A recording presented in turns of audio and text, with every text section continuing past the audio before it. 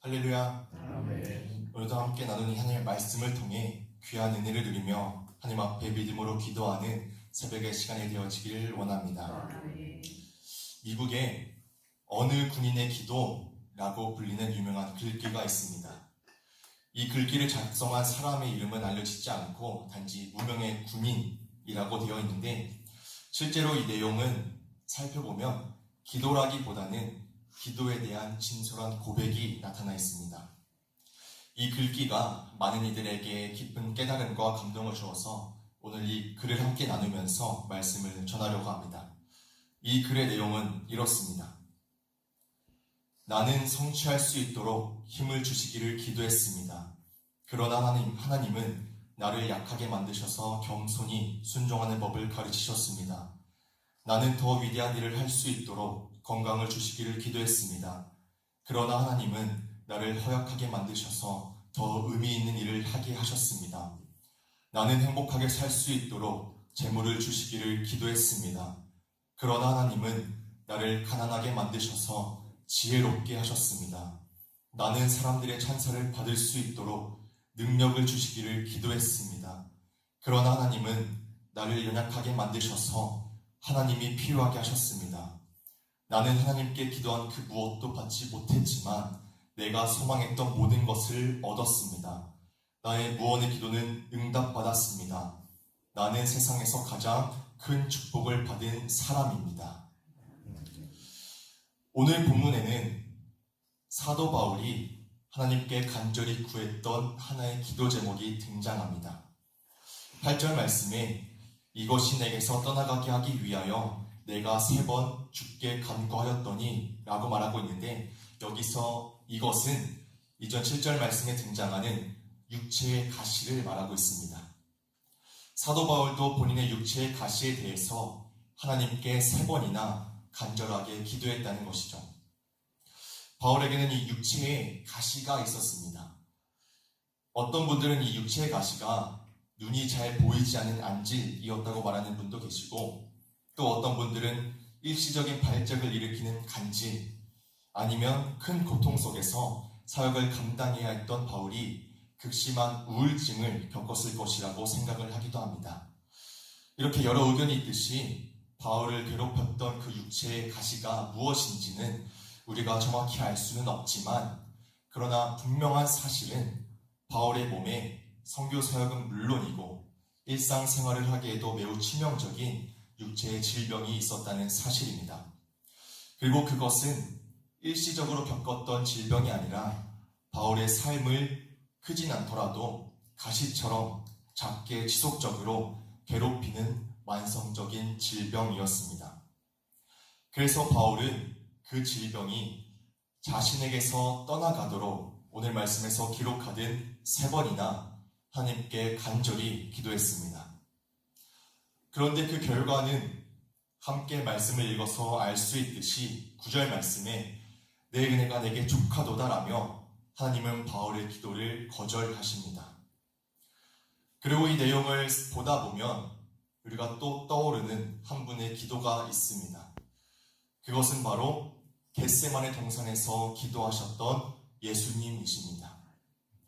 마태복음 26장 39절 말씀에 내 아버지여 만일 할만하시거든 이 잔을 내게서 지나가게 하옵소서 하시며, 예수님께서도 하나님께 기도하였지만 우리가 이미 알고 있듯이 십자가의 고통이 자신을 지나가게 해달라고 하신 그 예수님의 기도를 하나님께서는 들어주시지 않으셨습니다.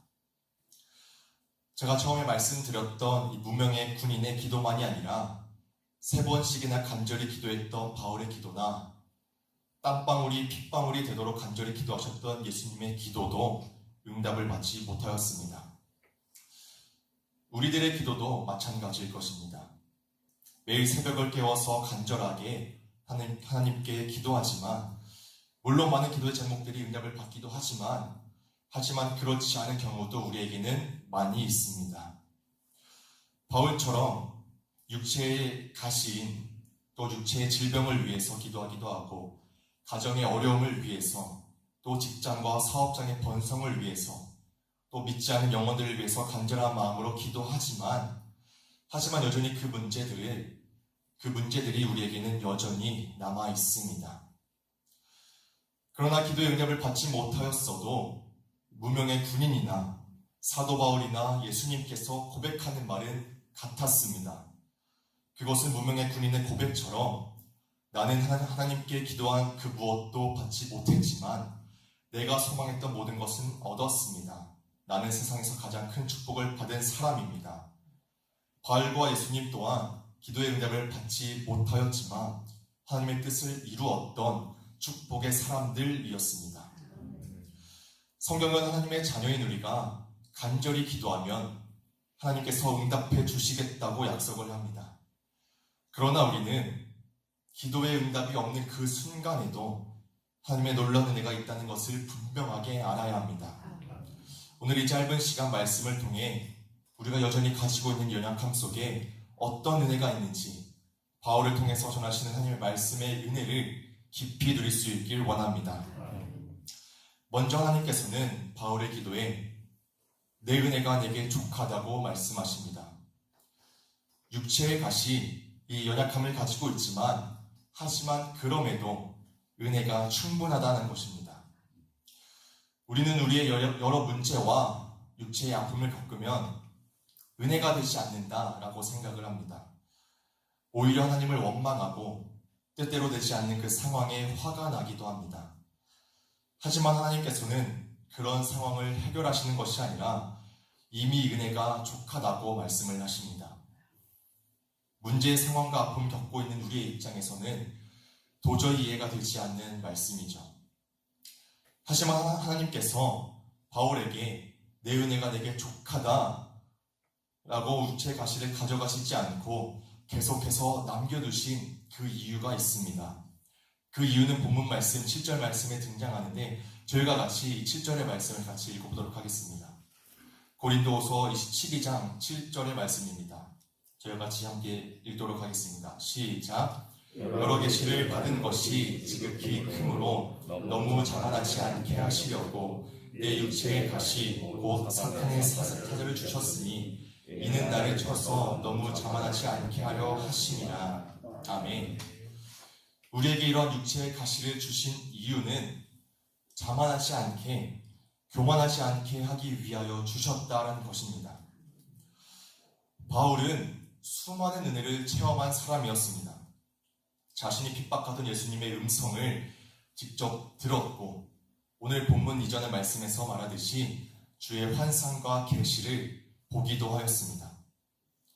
하지만 이런 신비한 체험을 하게 되면 자기도 모르게 자랑하게 되고 교만해질 수밖에 없기 때문에 하나님께서는 이것을 막으시기 위해서 바울에게 육체의 가시를 주셨던 것입니다. 일반적으로 자신이 노력하지 않고 과분한 것을 얻게 되면 교만해지기가 쉽습니다. 대표적으로 갑자기 떼돈을 벌게 되는 졸부들이 교만해지기 쉽죠. 뼈 빠지게 고생해서 또 노력해서 돈을 모은 사람들은 이것이 얼마나 소중한지 또 자신이 얼마나 약하고 또 어떤 한계를 직접 경험해봤기 때문에 그렇게 쉽게 교만해지지가 않습니다.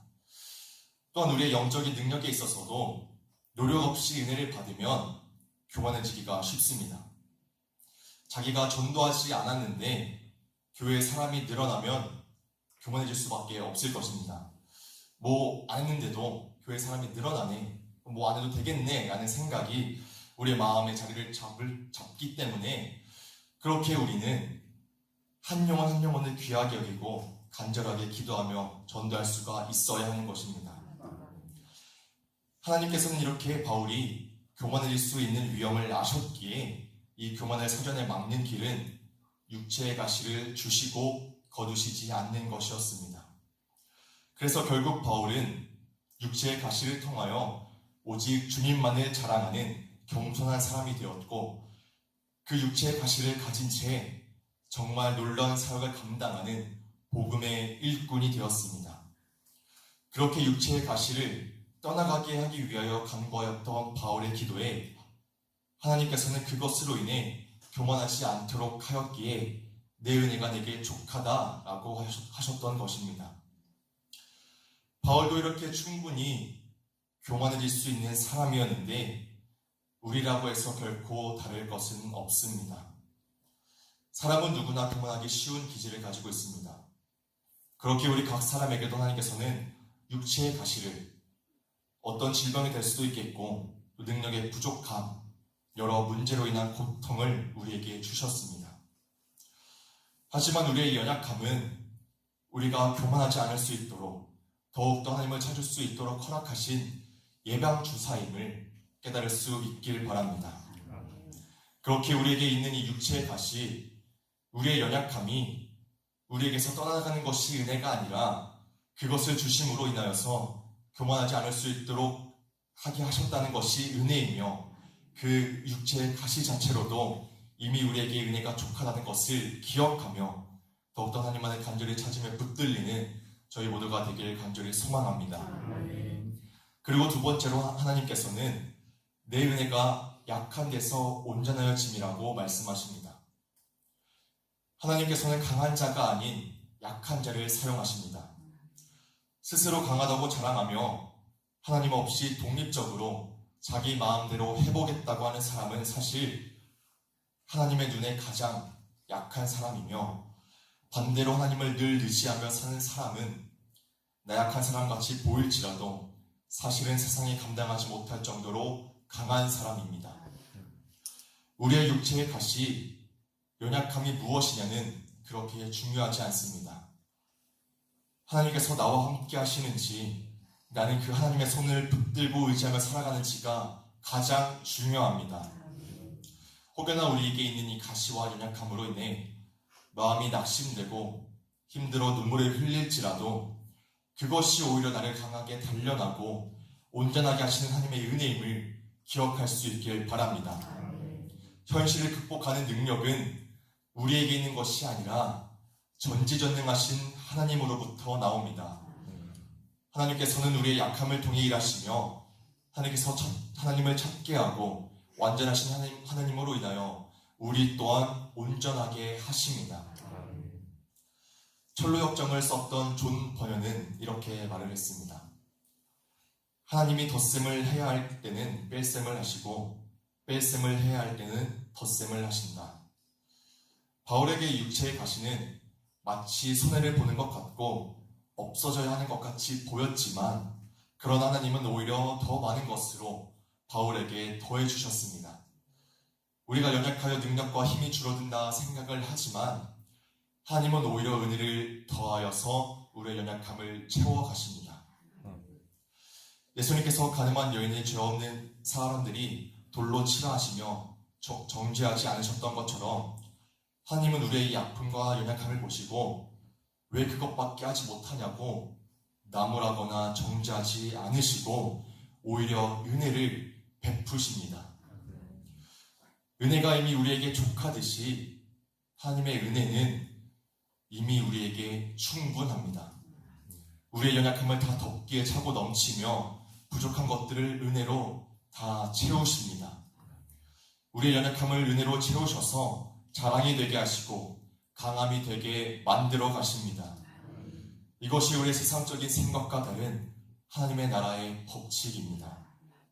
그렇게 우리 모두가 약한 데에서 온전하게 하시는 하나님의 이 능력을 우리의 연약함과 부족함마저 채워가시는 그 하나님의 은혜를 기억하며 여전히 우리는 아픔과 어려움 속에 있지만 그리스도의 능력이 우리에게 머물러 도리어 자랑하게 되는 모든 성실의 성도님들이 되시길 간절히 축복합니다. 말씀을 마무리하도록 하겠습니다. 채우기 위해서는 때로는 비워야 한다라는 말이 있습니다. 양동이에 물을 뜨기 위해서는 양동이를 비워야 하듯이 내 모든 연약한 힘과 능력을 다 내려놓고 하나님의 은혜로 채워가실 수 있길 간절히 소망합니다. 우리의 모든 삶과 몸을 하나님의 은혜로 채우기 위해서는 우리의 연약함을 붙드는 것이 아니라 모든 것을 비울 수 있어야 합니다. 우리에게 필요한 건 어떤 힘이나 건강과 물질이나 지혜가 아니라 하나님의 은혜가 우리에게는 가장 필요합니다. 우리의 비워냄은 그저 패배의 항복이 아니라 이미 승리하신 하나님과 함께 승리하는 승리의 지름길입니다. 포기하더라도 하나님 앞에서 포기하십시오. 모든 것을 하나님 앞에 내려놓을 때에 은혜로 채우시는 하나님의 놀라운 능력을 보게 될 줄 틀림없이 믿습니다. 오늘 하루를 살아갈 때도 여전히 우리에게는 많은 아픔과 어려움이 있겠지만 우리의 어려움과 이 연약함은 하나님께서 일하시기 위함이며 그 자체가 은혜임을 기억하고 우리가 이 연약한 데서 은혜로 채우시는 하나님과 함께함으로 온전해지는 저와 모든 성도님들 되시길 주님의 이름으로 간절히 축복합니다. 기도하도록 하겠습니다.